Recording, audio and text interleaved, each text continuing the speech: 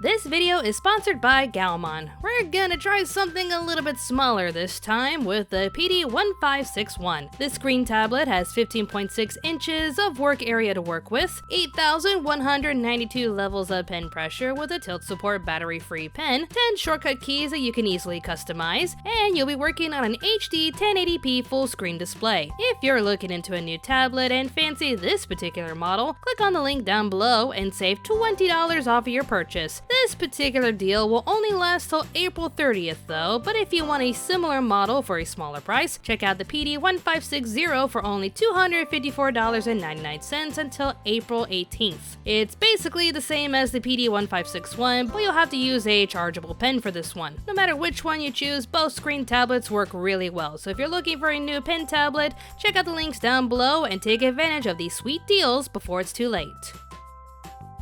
Beautiful.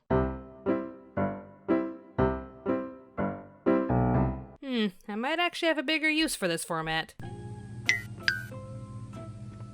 Welcome back to First Episode Impressions, where I watch the first episode of an anime and feel the need to talk about it. In this episode, I'm going to use this format to actually help me get ready for the Anime Awards. Usually, I get caught up with other projects and real-life events to the point where I panic when December rolls around because I barely watched all the anime that released that year. Well, I figured I could use First Episode Impressions to actually make an excuse to watch these shows on time and rant about them in a video. And that's what we call using your time wisely, kids. First up, I'm gonna talk about all the new anime that released in the 2021 winter lineup. Note that I said new anime, as I will be commenting on brand new shows that are not sequels or reboots. For the first part of this segment, I'm going to quickly comment on the shows that barely left an impression on me, leaving my best and worst shows for last. So let's just jump right into it, shall we? Keimono Jihan. I'm under the impression that this can be a somewhat interesting supernatural series, but the emotional beat of the first episode didn't really leave me wondering what else could happen. After episode 1, I think the rest of the show will come off a little predictable, so I'm just gonna pass. The Hidden Dungeon Only I Can Enter. Another harem that doesn't really grab my attention. The ability the main guy has is pretty interesting, but it's just another zero to hero harem that doesn't really interest me one bit. Suppose a kid from the last dungeon boonies moves to a starter town. It's a bit different than most fantasies I've seen, but I get the impression that the main gimmick of the main character is going to turn out to be a running joke. Why yes, you are OP as heck, and you're too innocent to know your own strength. But he's a little cutie, so I can't hate him at all. Look at that face. 2.43 Seiyan High School Boys Volleyball Team. I feel bad for any volleyball anime that comes after Haikyuu, but this almost feels like it's a discounted version of that show. The setup is a bit different, but the overall direction feels like a cheap and rushed copy of the former, so it's a pass. Urasekai Picnic. Can someone please tell me if this one is worth it? Like, I want to find a good shoujo ai because we hardly get any shoujo ais. The idea is interesting, but its delivery is just boring to me. But I seriously want this one to be good, so please tell me if it's worth my time or not. Heaven's Design Team felt like a lie to me since I was under the impression that these angels were going to create some new animals and the comedy ensues from there. But no, this is a different way to teach children about evolution and the wonders of the animal kingdom. The characters are wholesome and the idea is great for kids who want to learn more about animals and why they're built the way they are. But I get the overall concept by episode 1, so it feels like I honestly don't need to watch more. Dr. Ramune is a weird one. It's one of those quirky supernatural shows that stars a wacky character teaching good morals to each of his patients. It's wholesome enough in a weird way, so I might give this a try later. Hortensia Saga is another boring mobile app game to anime that I do not recommend. Fans of the game may like it just to see their favorite characters on screen, but as an anime, it falls flat like every other mobile app game anime. Wave Surfing Yappe. This is Love Live, but with surfer boys. And I don't mean Love Live as in they're singing surfer idols. Actually, that's not a bad idea for an anime, write that down. But more like with its animation. Sometimes it's okay in 2D, but then it switches to 3D and it looks kinda cheap. Not as cheap as a certain other anime, but we'll get to that one soon enough. But overall, it's a basic show with a bunch of surfer bros. It's okay. Skate leading stars! Though I would say the same as I did previously with Haikyuu and feel bad for any skating anime after Yuri on Ice, I honestly don't feel bad for any anime with horrible characters. It's one of those shows where the main guy gave up on skating but feels he needs to prove himself once again, but everyone is downright awful to him, making him feel lower than dirt for even considering giving up in the first place. Serious pass on this one. Back Arrow felt like a return to classic anime, where big giant robots could solve all your problems no matter how ridiculous it all was. Got a problem? Use giant robots. But the main flaw of this show is all the exposition. This show really did return to old school anime style during the times where characters had to make commentary on everything and don't shut up about it. Got a little too annoying for my taste. Project Scarred is a bland show that wants to look and feel cool, but we all know we're here to see pretty boys. Like, I can't even remember what happened in the first episode, but the more pretty boys there were, the more I realized even this show doesn't care what it's about. Aren't these boys just pretty? Look at all these pretty boys. Idly Pride is another idol show, but the first episode seriously disturbed me. Spoilers for the first episode in 3, 2, 1. The main girl trying to be an idol dies from exhaustion. Like she kept practicing and working way too hard, far too long, didn't look after her own health, and she died. It's a common threat plaguing Japan nowadays, but it's almost seen as not a big deal when she comes back as a ghost to help her senpai form a new team of idols to carry out their dream. Do the Japanese believe they'll just continue to work even after they die? I honestly need to know, because I'm scared for them. Aichu, halfway through the idol, is another idol show. It's as if they're trying to give the isekai genre a run for its money or something. But it's trying to be Uta no Prince-sama, but bigger, and with way too many characters for me to care about, so I'm just gonna pass. Michael-san Chino Makanai-san is wholesome and deserves a higher score than what it's given. Like, I don't even know what's up with this score. What's wrong with you guys? It's cute. It's wholesome. I'll watch more when I can, but the art style and characters are adorable. It needs my love. Epsie Shugyo Nikki, I hope I pronounced that right, is a random short anime featuring a quirky duck? Platypus? Perry the Platypus! It has this weird looking duckbill thing as an intern for a prominent television station. It's cute, it's a little funny, and it's harmless if you want to watch more. Okashina Sabaku no Suna Tomanu is a cute show involving cute wildcats. That's it. But the art style is adorable and precious, and I need more merchandise of it. Look at him, they're so squishy. Okay, y'all still with me? Because I'm gonna go over the winter titles that stood out to me for good and bad reasons. I'll try to keep these brief, so here we go.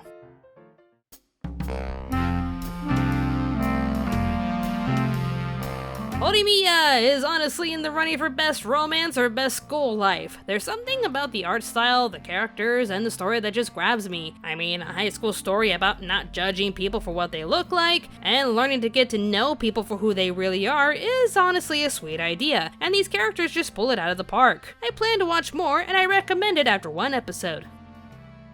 Jobless reincarnation is a neat approach to the isekai genre. A jobless pervert dies and gets reborn in another world, but gets to keep all of his memories intact. Some have complained that it stars a basement-dwelling incel pervert, making a few cheeky jokes here and there, which seems inappropriate coming from a child. But I don't really see it like that. Yes, he was a degenerate and a pervert, but when he sees his potential in this world, you see him actually wanting to do more with his new life. It's as if when society tossed him aside and called him a degenerate, he just accepted that name and went with it. But once he has the chance to do something more and discover his true potential in this world, you actually see him working hard to be the very best that he can be. It's like a social commentary on how we should nurture the mind and not just toss people away because they have no skills to fit in with an over-demanding society. Okay, I'm getting a little too real here, but yeah, Jobless Reincarnation. It's a good show that I plan to watch more of. Redo of Healer. will not be talked about here because I already made a video about the series earlier. Long story short, it's a dark anime showing the actions of horrible people creating even more horrible people that involves a lot of sick and twisted scenes that may be a little too shocking for some viewers. It's honestly an interesting story to me though, so I'll keep watching. If you want to know more about my thoughts on the first 2 episodes, just click on the link down below. Skate the Infinity is just another generic go the distance anime, but with skateboarding. The story may not be that interesting in my opinion, but the overall delivery with its characters and how they take their races seriously is what appeals to me. It's literally day and night for these people, where they have serious jobs by day, then get into their skater cosplays by night. It's interesting alone just for the characters and aesthetic, so you won't be bored. Hey, remember when I said I really wanted a classroom isekai, and the one that we got was kinda bad? Well, this one's actually kinda good. So I'm a spider, so what? Has an entire classroom sent into another world and reborn into different bodies. But our main character ended up being reborn as a spider. I need more of this in my life. Unlike with the time I got reincarnated as slime, the question isn't how strong can she be as a spider, but more of can she survive as a spider while most of her classmates get reincarnated into human bodies with powerful skills that can kill her if they don't know who she is. A very original concept that actually impresses me. Bottom tier Tomozaki is a mixed bag for me. It's about a Shannen nerd acting negative to pretty people, thinking their lives will be better because they're naturally born with good looks and talent. That is until the most popular girl in school reveals that she's a nerd and wants to teach him that his life can be better if he just drops the attitude and puts in a bit of effort. Like if he slaps on a persona like she does that makes him look happier while cleaning up his appearance, life can be full of sunshine and rainbows. It's essentially the anime that tells off a bunch of negative nerds that being negative won't get you anywhere in life, so just slap on a smile, put on your Sunday best, and you too can be happy. Is that right?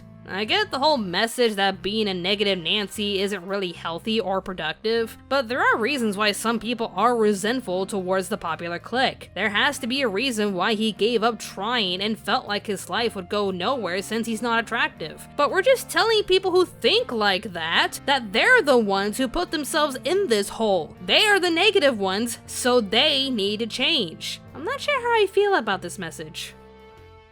Geki Idol is a mess! Like it's taking 2 big ideas and meshing them all to be a one-of-a-kind idol anime. But I think it's trying to bite off more than it can chew. A young girl watches a 3D hologram performance show that goes above and beyond with their effects. She decides right then and there that she wants to perform in this kind of a show. And then suddenly a huge chunk of her country tragically disappears with millions of lives suddenly gone. But no one really reflects on that even after 5 years, and our main girl still wants to be a performer for hologram shows. The description says it's a post-apocalyptic recovery setting, but I don't see it. Honestly, just take out the post-apocalyptic crap and you get yourself another cute idol show. If their aim was to get attention by using this method, then I'm sorry, they're not gonna get it from me. An interesting concept came to life with this season, and it was brought to us all by idols.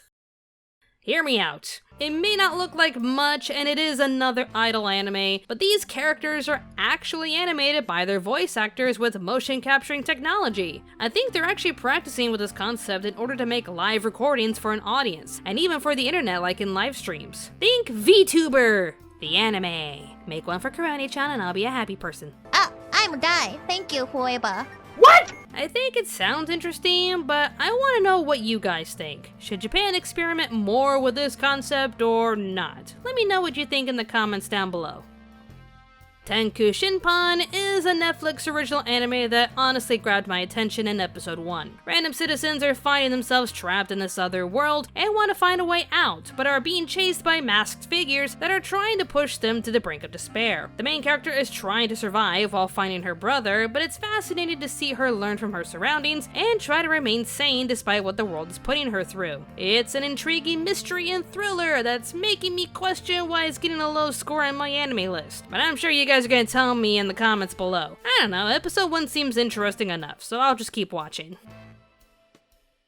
2021 is making me see a pattern with what I've been choosing as the best anime each year. I chose Violet Evergarden in 2018, Rising of the Shield Hero in 2019, and Keep Your Hands Off Eizouken in 2020. Each of them were winter titles that honestly felt like they were the best of their year. I'm not sure what the rest of 2021 has to offer, but Wonder Egg Priority is a serious competitor. This series is tackling a dark topic revolving around bullying and mental health. Our main girl finds an egg, and everything just gets insane and trippy from here. Like, I seriously couldn't look away from the screen. I was in complete awe with this show's presentation. Everything felt fresh, inspiring, disturbing, nearly disgusting, but beautiful at the same time. And it's all put together to address a very serious topic. It may be a bit dark, but I can't recommend this enough. I will watch more.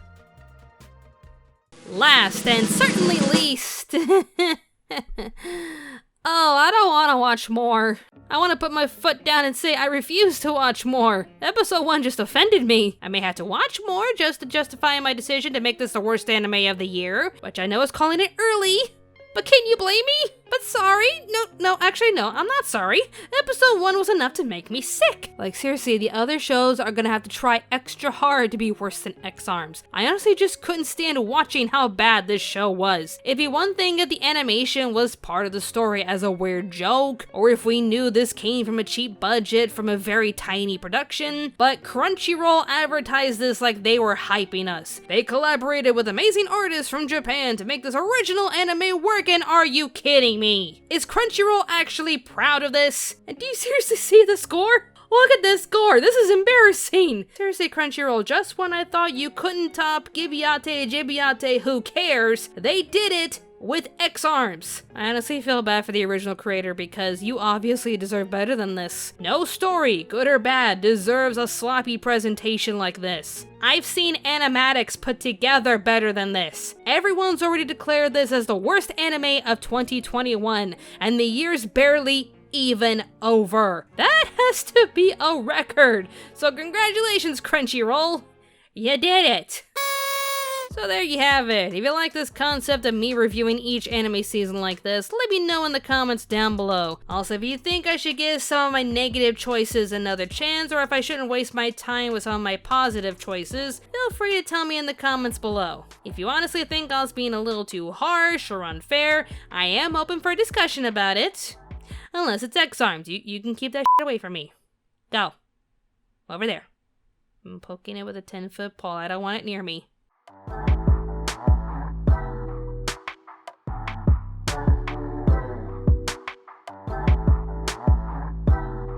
Hey there, if you like what we do on this channel, be sure to subscribe and click on the notification bell. If you wish to support us financially, we do have a Patreon page with numerous rewards to fit your budget. Don't forget to follow us on Twitter @AnimeAmerica, and be sure to check out our other channel, Pop Spectrum. Thanks for watching, and stay tuned to Anime America.